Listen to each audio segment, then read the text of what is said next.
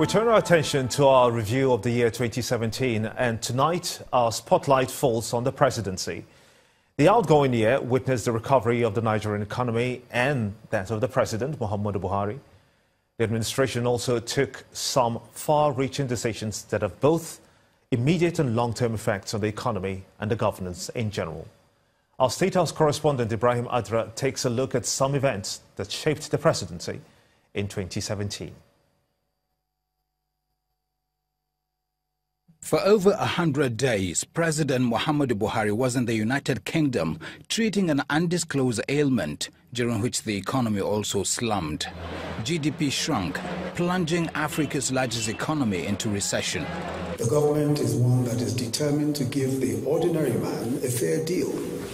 Vice President Yemi Osinbajo acted in his absence. He, as head of the administration's economic team and other stakeholders, put in a lot of work.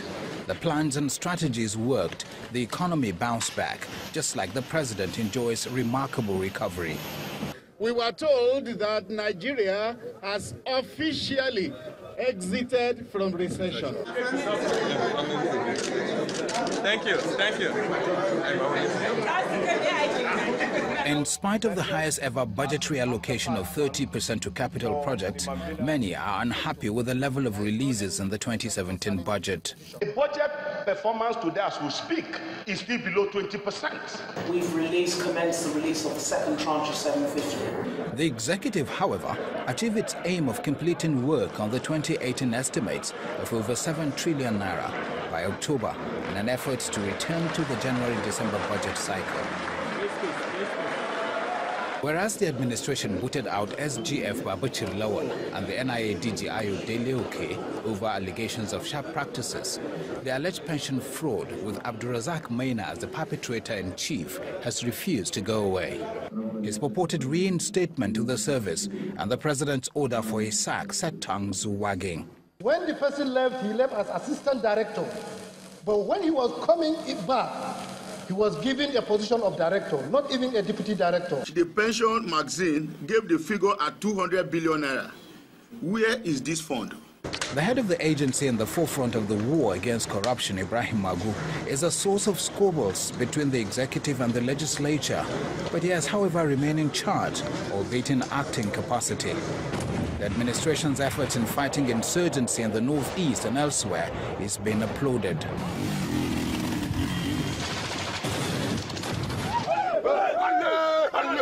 Victories in combat, resettlement and reintegration of IDPs in the northeast and various military exercises in different parts of the country are said to be successful. The recent approval by governors for federal government to draw $1 billion from the excess crude account to fight insurgency and the extension of the tenure of service chiefs are viewed as geared towards consolidating on gains. Government that means well for its people, its cardinal preoccupation should be about the security of its nation. Every state has its own peculiarities in terms of security. For me, Ekiti has Onga Haram, where hunger is catching people everywhere. A lot of people are being kidnapped daily.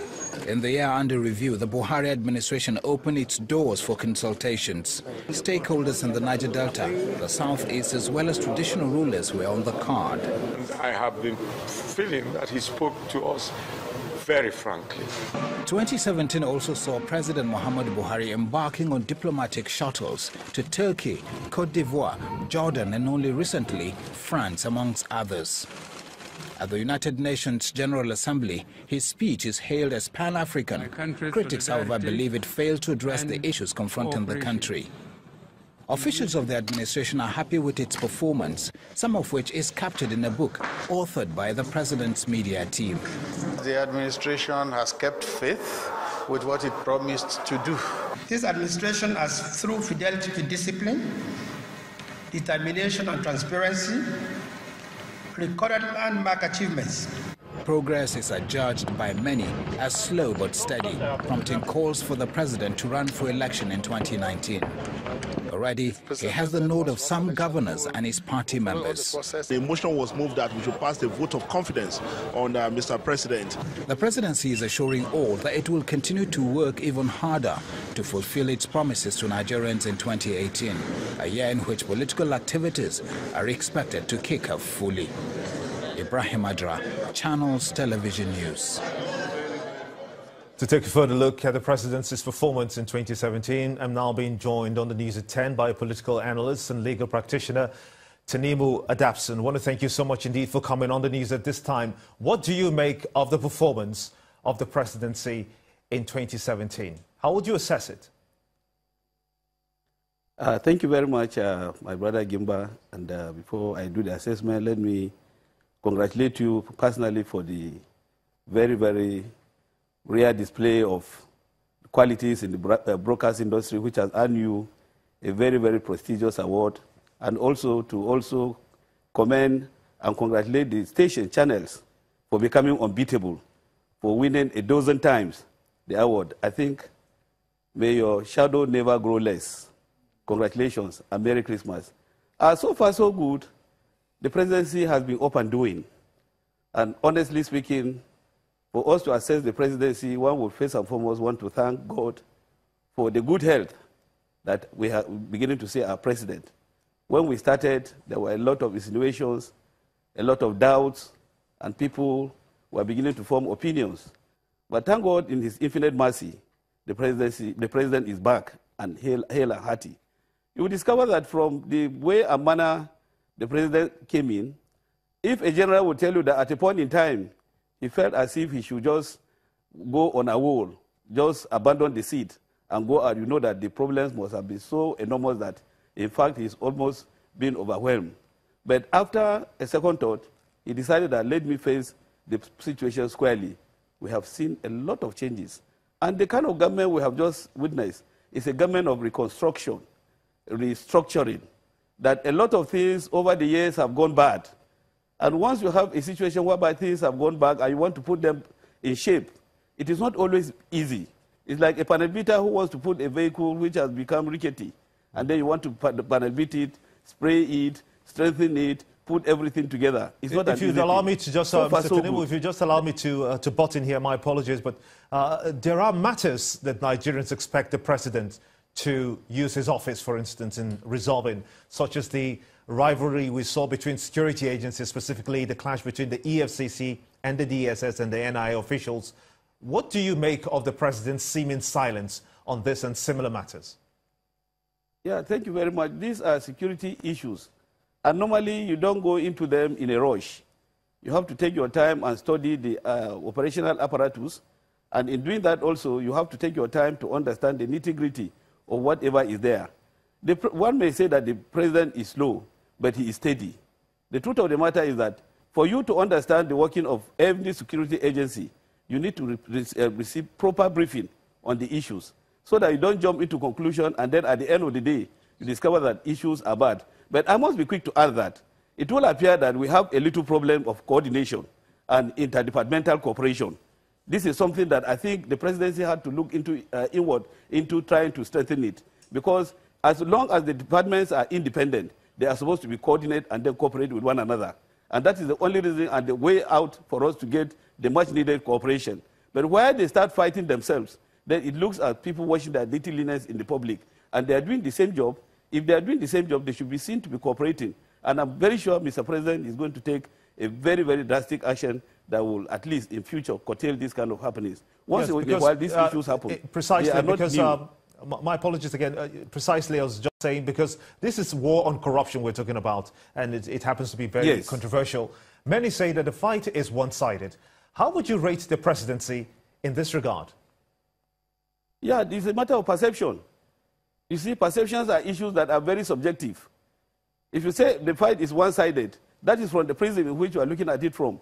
But if on the issue of fighting corruption, you discover that the issue does not come out unless it is being generated, how does it come up? You have to receive the petition. If you feel that the fight is one-sided, why wouldn't the other side also initiate the same process against those that they feel that they have issues that are pending? You know, that is why I said the issue is more of issue of perception. If on the other side you feel that somebody strongly has an issue, and then you feel that, yes, this is the way to initiate the process, and you don't follow it, and then you keep on saying that, no, the issue is one-sided, then it means you are only looking at it from your own subjective view.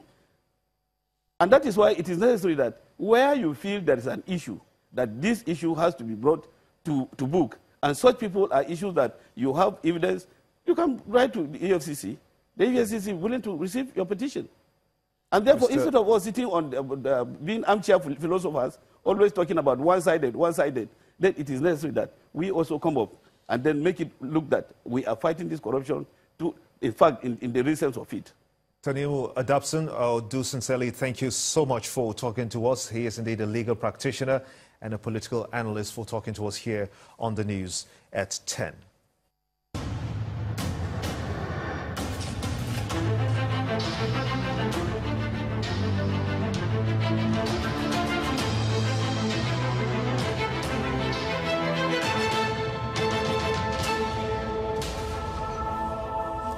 At least 4 persons have been killed and 8 others sustained various degrees of injury in an attack by a lone gunman on Nindem village of Gudugudu district of Jama'ah local government area of Kaduna State.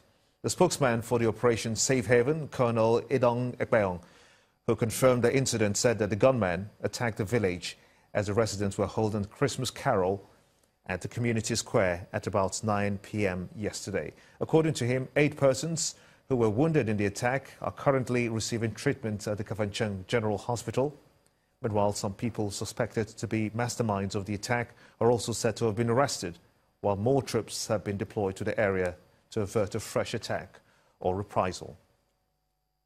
In the meantime, the Kaduna State government has been reacting to the attack on Nindem village. Governor Nasir El-Rufai has described the incident as a heavy blow to the hard-won peace in the area. In a statement, the governor appealed to the people of the area to ensure that peace is sustained, while challenging security forces to ensure that the perpetrators of the attack are brought to book.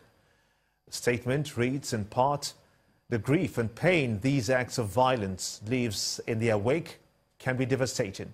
It is important that all communities stand firm against any threat to peace and reject those who might want to reprise the terrible events of December 2016. Government appeals for calm as security forces take action to restore peace and stability. Nobody should be allowed to truncate the rights of citizens to live in peace and enjoy safety or thwart the legitimate expectations of celebrating Christmas and the New Year in peace."